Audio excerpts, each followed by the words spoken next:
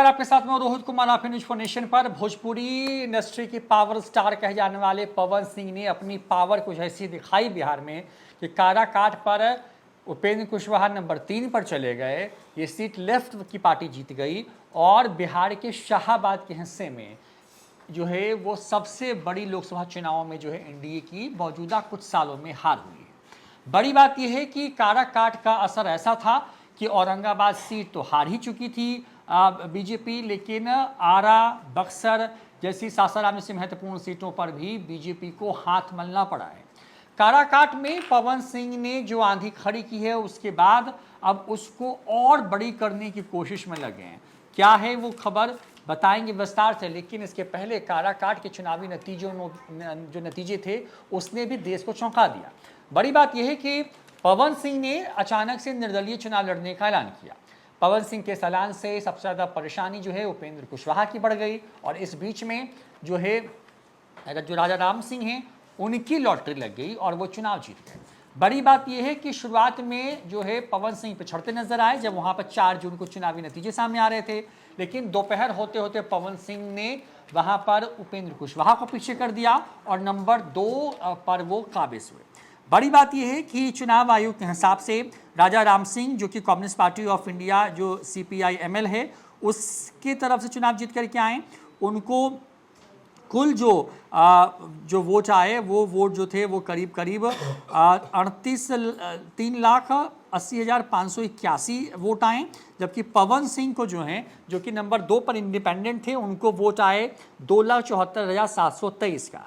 3 number पर उपेंद्र कुशवाहा है, वही उपेंद्र कुशवाहा जिनका गढ़ था किसी दौर में काराकाट। कहते हैं कि काराकाट पर जो कुशवाहा वोटर है वही तय करता है कि क्या होगा, लेकिन वहां पर राजपूतों ने तय कर दिया कि क्या होने जा रहा है।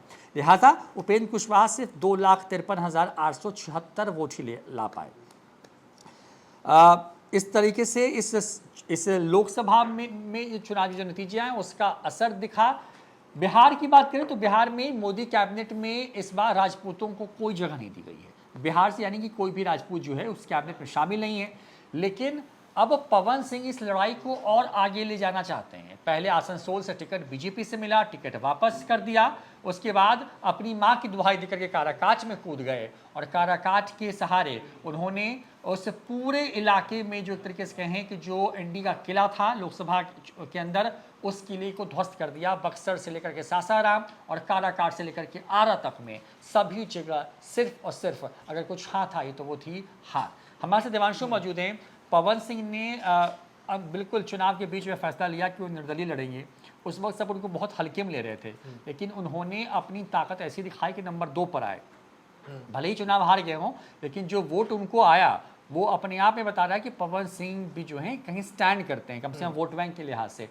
अब उनके बारे में खबर आ रही है कि वो चुप नहीं रहने वाले हैं। हाँ। क्या प्लानिंग है, क्या करने जा रहे हैं? हाँ, देखिए रोहित, काराकाट में हुआ ये कि 2 की लड़ाई में तीसरे को जो है वो फायदा पहुंच गया, यानी कि राजा राम कुशवाहा को फायदा पहुंच गया। काराकाट वैसे भी कुशवाहा लैंड के तौर पर जो है वो जाना जाता है और कुशवाहा समाज के बाद सबसे ज़्यादा जो वोटर्स जो हैं वहाँ राजपूत समाज के जो हैं वो आते हैं और इसी का फ़ायदा जो है वो पवन सिंह ने उठाया और बहुत ही जल्दी पूरे काराकाट में राजपूतों को एक बड़े चंक को अपने खेमे में कर लिया, जो कि एनडीए के खेमे का वोट बैंक माना अब तक जो है वो जाता है। अब ये तो भूतकाल की बातें हो गई, ये अब चलते हैं आगे। क्या जब चुनाव हारे 4 जून को चुनाव हारे, उसके बाद उनका एक ट्वीट आता है, उनकी पत्नी का भी एक ट्वीट आता है। अब लगा कि अब बैक टू पेवेलियन हो गए हैं, अब अपने काम में लगेंगे, फिर जब चुनाव होगा अगली बार तो फिर हो सकता है आए तो आए। लेकिन नहीं, पवन सिंह को जो वोट मिले वो वोट उन्हें कहीं ना कहीं इतनी ऊर्जा इतना जो है उन्हें दे गया कि अब वो नई प्लानिंग कर रहे हैं बिहार विधानसभा चुनाव 2025 को लेकर। जो हमारे पास खबर आ रही है कि देखिए जो काराकाट लोकसभा क्षेत्र या कहें कि सासाराम इलाके या आरा ज़िले में जो भी उनके करीबी लोग हैं उनको पवन सिंह ने एक मैसेज दे दिया है कि वो जल्द ही जो है वो पार्टी जो है वो बनाएंगे, राजनीतिक पार्टी बनाएंगे और जल्द ही बिहार में जो है वो दौरा करने वाले हैं यात्रा पर निकलेंगे, बिहार यात्रा पर जो है वो निकलेंगे। जिस तरीके से आपको याद होगा कि अभी भी प्रशांत किशोर का यात्रा जो है वो बिहार यात्रा अभी भी जारी है, ठीक उसी तर्ज पर जो है पवन सिंह भी बिहार यात्रा करने की तैयारी जो है वो कर रहे हैं। अपनी नई पार्टी जो है वो पवन सिंह बनाएंगे। नई पार्टी का नाम भी जो है वो हमारे पास आया है, कहा जा रहा है कि सर्व समाज पार्टी। पवन सिंह ने ये नाम भी तय कर लिया कि इस नाम से पार्टी को बनाएंगे, सर्व SSP। समाज। हाँ, एसएसपी नाम भी बड़ा अच्छा है और लोगों को जल्दी रिमाइंड हो जाएगा एसएसपी शॉर्ट फॉर्म में अगर लेंगे तो ये सब जो बातें हैं ये सब उछाला जा रहा है पवन सिंह के जो भी करीबी लोग हैं उनकी तरफ से। बजाबता अब तो बयान भी दिए जा रहे हैं, जो भी काराकाट में पवन सिंह के करीबी लोग थे, जो लोग उनके प्रचार के दौरान जो है उपलब्ध रहते थे, उनके साथ दिखते थे, वो लोग अब बयान देकर ये कह रहे हैं कि पवन सिंह जल्द ही जो है वो आने वाले हैं, नई पार्टी का जो है वो ऐलान करेंगे और बिहार यात्रा पर निकलेंगे। जब ये सब करेंगे पवन सिंह तो सवाल यह है कि किसको नुकसान पहुंचाएंगे। बड़ा नुकसान जो है लोकसभा चुनाव 2024 में पवन सिंह ने बहुत ही कम समय में एनडीए को जो है वो दे दिया है। एक सीट पर नुकसान अगर हुआ होता तो कोई बड़ी बात नहीं थी, लेकिन अब तो कहा जा रहा है कि पवन सिंह के काराकाट में चुनाव लड़ने से कई सीटों पर जो है वो असर जो है वो एनडीए को हुआ है। कुछ लोग तो जानकार ये भी कह रहे हैं कि वाराणसी वाले सीट पे भी जो है ना वो राजपूत वोटर कुछ टूटे, और वो भी पवन सिंह की वजह से, क्योंकि उनका प्रभाव जो है वो पूरे पूर्वांचल के हिस्से में भी है, पूर्वांचल वाले हिस्से में जो है वो है। तो पवन सिंह के काराकाट चुनाव लड़ने से कहा जा रहा है औरंगाबाद में नुकसान हुआ, आपका आरा में जो है वो नुकसान हुआ, आपका जो है वो बक्सर में जो है वो नुकसान हुआ। अगर पवन सिंह नई पार्टी बनाते हैं, बिहार यात्रा पर निकलते हैं, तो ये तय माना जा रहा है कि बड़ा नुकसान जो है वो एनडीए को होने जा रहा है। अगर बात करें बिहार में जाति आधारित जनगणना की, तो बिहार में जो है वो राजपूत की आबादी जो है वो 3.45% है। और अगर बिहार के राजपूतों को एक करने के लिए अगर बिहार यात्रा पर निकलते हैं पवन सिंह, तो कहीं ना कहीं उस वोट बैंक में सेंधमारी होगी, जिस वोट बैंक माना जाता है कि वो वोट बैंक जो है वो एनडीए के पास जो है। तो कुल मिला कहें कि आगामी जो बिहार में विधानसभा चुनाव होने हैं काफी दिलचस्प और काफी नया होने जा रहा है, बिल्कुल नया होने जा रहा है, क्योंकि समीकरण नए बनने जा रहे हैं और एक और पार्टी की भी एंट्री जो है वो यहाँ पर होने जा रही है।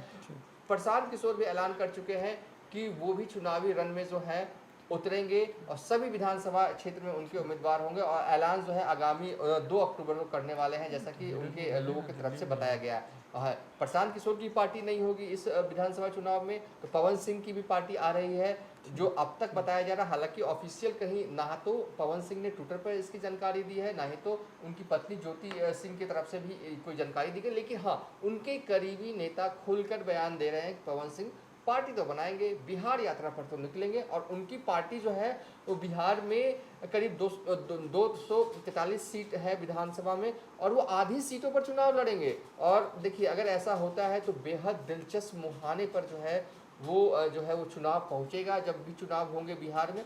तो कुल मिलाकर कहें तो पवन सिंह जो है ने काराकाट में हाथ आजमा लिया, और अब नई सियासी पारी जो है वो बिहार की ज़मीन से जो है वो खेलने वाले हैं, अपनी नई पार्टी जो है वो बनाकर।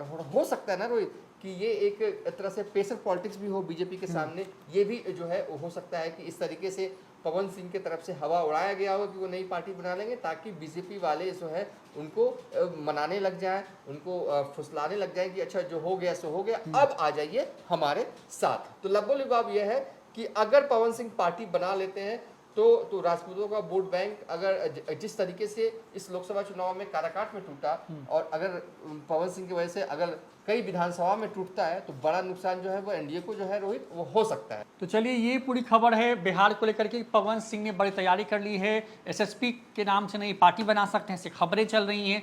काराकाट में जो उन्होंने ताकत दिखाई उस ताकत को वो समझ चुके हैं, और बिहार के तमाम और खास करके राजपूत जो वोटर्स हैं उनको एक विकल्प देने की कोशिश में लगे हैं पवन सिंह, यानी कि बदला लेना चाहते हैं। शायद उनके साथ जिस तरीके से उनको टिकट नहीं दिया गया, कहा गया होगा, पहले आसनसोल दिया गया, फिर किन कारणों से आसनसोल के लिए उन्होंने मना किया, और फिर बिहार में कुछ उनको क्यों नहीं मिला, इन तमाम चीज़ों से शायद वो आहत रहे हों। और शायद अब ये बड़ी बात है कि पवन सिंह जो हैं एक पार्टी की स्थापना करके एक विकल्प देने की कोशिश कर रहे हैं, खास करके शाहाबाद के इलाके में, क्योंकि वहाँ पे राजपूत जो वोट बैंक है उसको इग्नोर नहीं किया जा सकता है। यही वो बड़ी वजह है जिसकी वजह से ऐसा लग रहा है कि बहुत जल्द जो है पवन सिंह कुछ बड़ा काम जो है जो कदम है उठा सकते हैं। तो फिलहाल इतना ही, देखते रहिए न्यूज़ 4 नेशन। नमस्कार।